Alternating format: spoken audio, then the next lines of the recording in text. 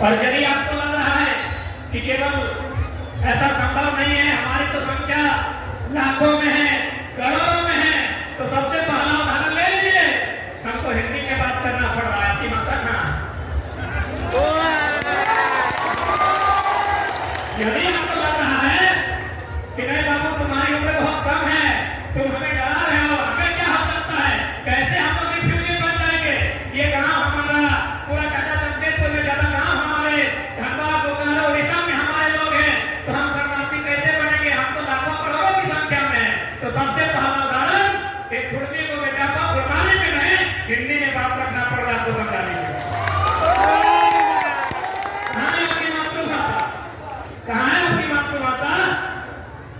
इसलिए आपको समझना होगा विषय वस्तु को कि हम कैसे शरणार्थी होंगे, कैसे हमारी पहचान छिनी है, उस पहचान के साथ साथ अपने अधिकार को कैसे पा सकते। हमारी बात तो पूरा पूरी आप लोग नहीं समझ रहे हैं, आप लोग राही बोलते हैं, हम लोग गुरनामी बोलते हैं, लेकिन क्यों? इसी कारण कि लोगों ने बड़ी चालाकी के साथ, जिन लोगों ने सरकार को चलाया, चाहे दिल्ली में बैठकर, चाहे राजधानी रांची में बैठकर, उन्होंने बड़ी चालाकी के साथ हमें ही नष्ट करने का प्रयास किया।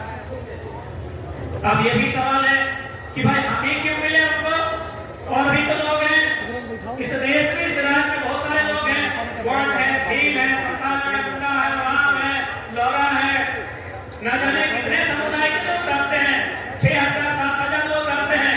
तो छोटा नागपुर के पठार में दिल्ली में बैठे लोगों को हमसे दुश्मनी क्यों थी? हमने बार बार कहा अब जहां से अगर आप धनबाद से चलिएगा तो हमसे बदलना, तो उड़ीसा आप केवल अपनी जमीन के पार हो जाइएगा। यानी कोई भी चाहे विदेश का आदमी आए, चाहे छोटा नागपुर पठार के अलावा बाहर के लोग आए, क्या वे लोग हवा में घर बना सकते हैं? अपने योजना, परियोजना, अपनी कंपनी, अपनी फैक्ट्री, क्या वे लोग हवा में लगा सकते हैं? नहीं, उन्हें जमीन चाहिए। जमीन किसकी है? हमारी है। जमीनें किसकी है? हमारी। इसीलिए सबसे पहले केंद्र सरकार ने, जो उस समय और आज भी पूंजीपतियों की सरकारें हैं, उन्होंने कहा कि हमें सुविधा कैसे हो। यदि हम जमशेदपुर सरायकेला में कोई फैक्ट्री लगाएंगे, धनबाद बोकारो रांची में अगर जमीन का अधिग्रहण करेंगे, तो सुविधा कैसे होगी? किनके पास जमीनें ला रहा है? तो आप देख सकते हैं विशेषकर कोलियरी बेल्ट में, औद्योगिक क्षेत्रों में लगभग 60-70% जमीनें हमारी थी। इसलिए 1950 में बिना किसी नोटिफिकेशन के हमें जो समय की सूची थी, प्रिमिटिव ट्राइब, हमें कोई साजिश, चालाकी, षड्यंत्र के तहत बाहर करते। आज भी हमारे पढ़ने वाले नौजवानों को, हमारे माता बहनों को, हमारे समाज के मैक्सिमम लोगों को जानकारी कभी नहीं कि हमारे साथ ये साजिश क्यों रची। इसलिए आज एक जन चेतना की आवश्यकता है, जो चेतना आज धीरे धीरे जागरूक हो रही है हम सभी के बीच। आज हम सबों के बीच एकजुटता की आवश्यकता है, जो एकजुटता हम देख पा रहे हैं, इस एकजुटता को आखिरी मुकाम तक जब तक हमारी पहचान और सम्मान न मिल जाए, इसे कायम रखना। क्योंकि इस बात को मानना होगा, हम लोग बहुत ही सरल लोग थे, भोले भाले लोग, खेती के माध्यम से धान लगाकर अपना जीवन यापन करने वाले लोग, बहुत सरल लोग थे। हमने लोगों की चालाकी को कभी समझा ही नहीं। आज उसी चालाकी का परिणाम कि हम लोग हादसे में हैं। आप बारीकी से मैं कुछ बिंदुओं को समझा रहा हूं, उन बिंदुओं से आपको आभास होगा कि किस प्रकार हमें डैमेज करने का प्रयास किया है। सबसे पहले बात करते हैं इतिहास की। यहाँ सभी पढ़े लिखे नौजवान हैं, पढ़ी लिखी माताएं आई हैं, सबको जानकारी है। हम जैसे ही इतिहास पढ़ते हैं, हमारे सामने चैप्टर्स आते हैं पाषाण का, उसको 3 भागों में बांटा जाता है, पूरा पाषाण काल, मध्य पाषाण काल, नव पाषाण काल। जैसे ही पाषाण काल खत्म होता है, ताम्र पाषाण में आते हैं, कांस्य युग में आते हैं, मोहनजोदड़ो हड़प्पा में आते हैं, वैदिक काल, उत्तर वैदिक काल में आते हैं, महाजनपद काल होते हुए, गुप्त वंश होते हुए, हम लोग मुगल को पार करते हुए अंग्रेजों के काल तक आते हैं ना। ये तो हम इतिहास पढ़ते हैं ना, पढ़ा है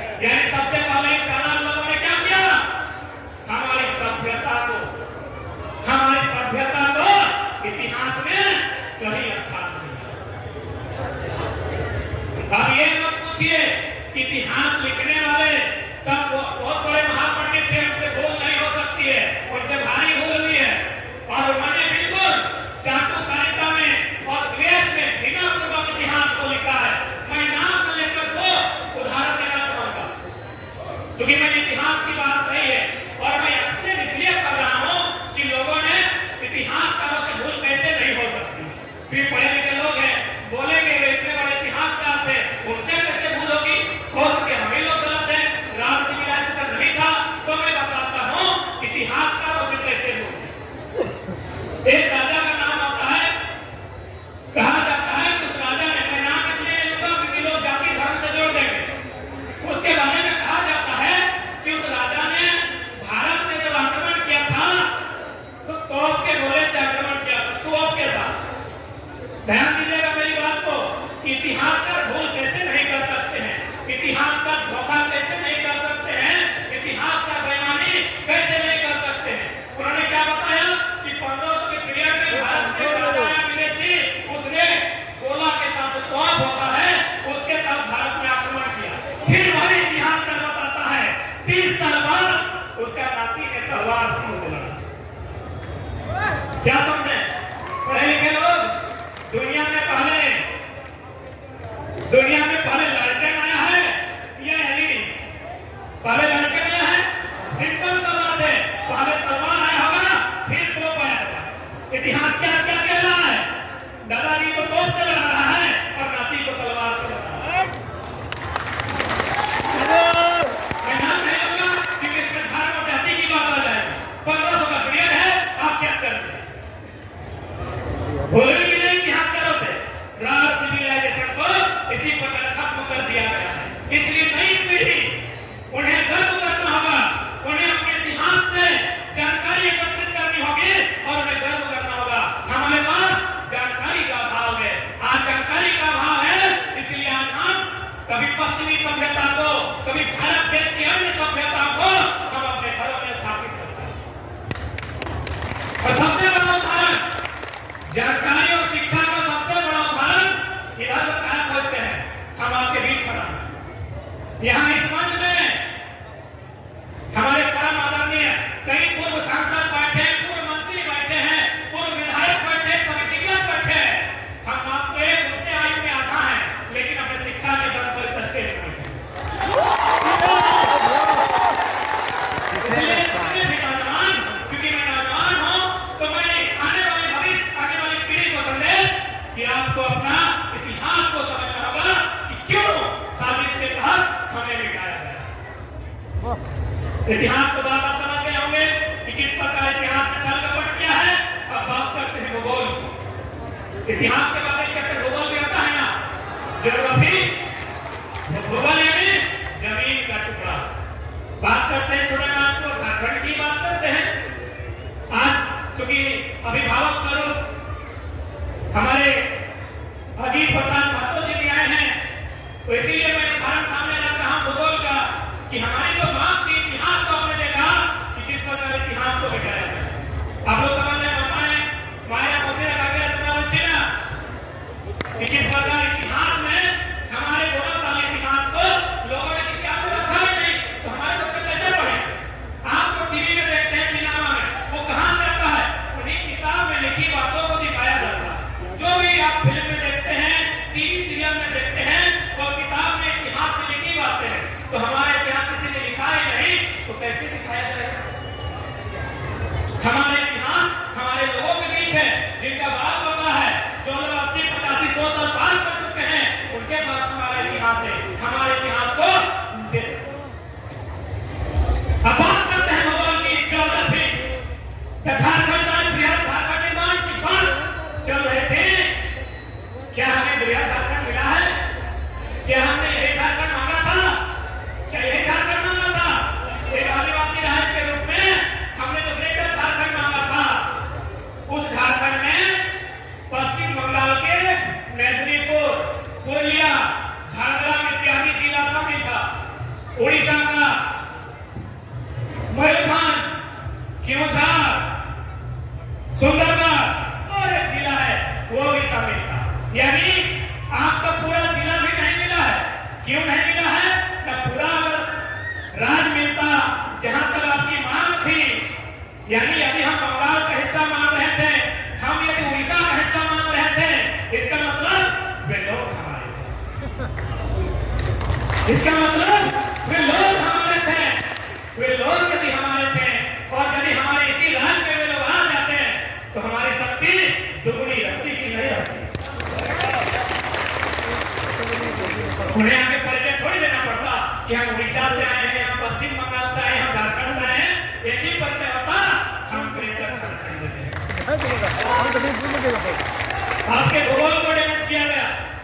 इतिहास को डैमेज किया गया, भूगोल को डैमेज किया गया, पॉलिटिक्स की तो बात ही मत कीजिए, वो आप लोग समझते हैं।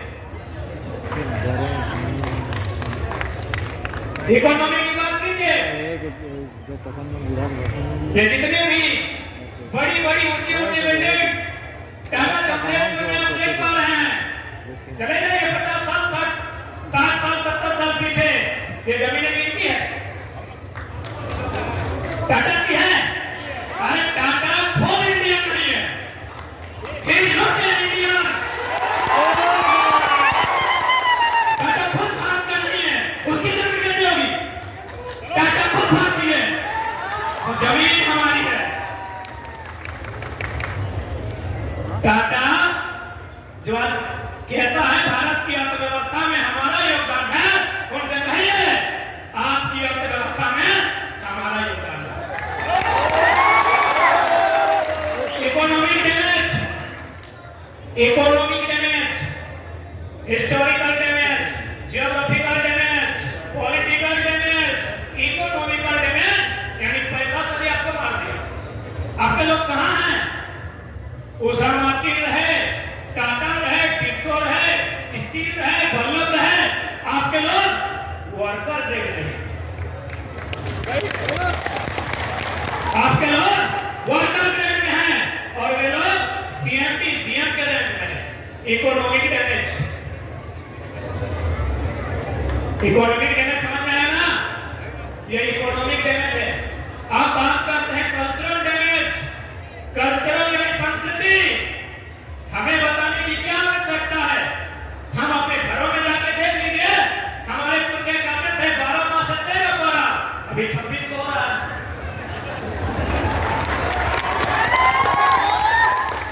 कल्चरल डैमेज, कल्चर यानी संस्कृति, संस्कृति यानी खान पान रहन सहन, और यही कल्चर आपका महत्वपूर्ण होगा।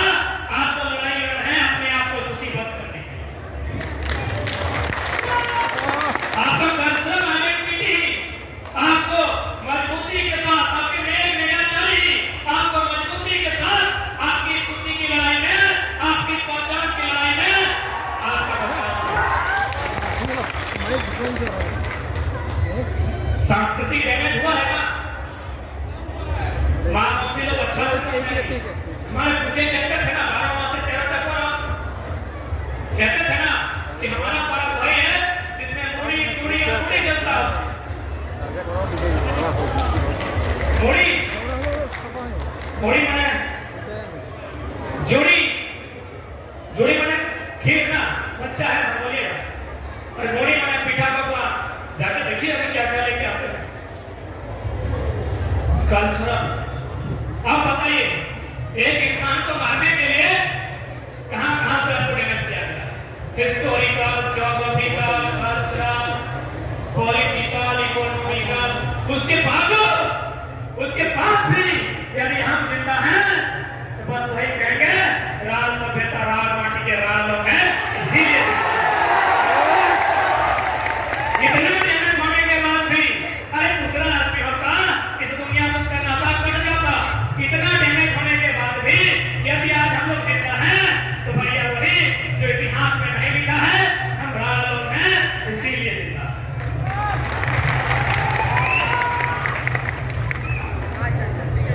यदि आपको ये भी पता चल रहा है कि नहीं बाबू आपके पास माइक है, आप कुछ भी बोल देते हैं, तो कहते हैं तो बढ़िया था, क्योंकि आप लोग आधुनिक मॉडर्न लाइफ में जी रहे हैं, तो आप लोग बाहुबली का फिल्म भी देखे होंगे मोटा मोटी। बाहुबली देखे ना, उसमें देखिएगा एक पिंडारी शब्द का जिक्र होता है कि पिंडारियों ने हमला कर दिया। रिवाइंड करके कीजिएगा कि पिंडारियों ने हमला कर दिया। क्या पिंडारी केवल कल्पना में थे? पिंडारी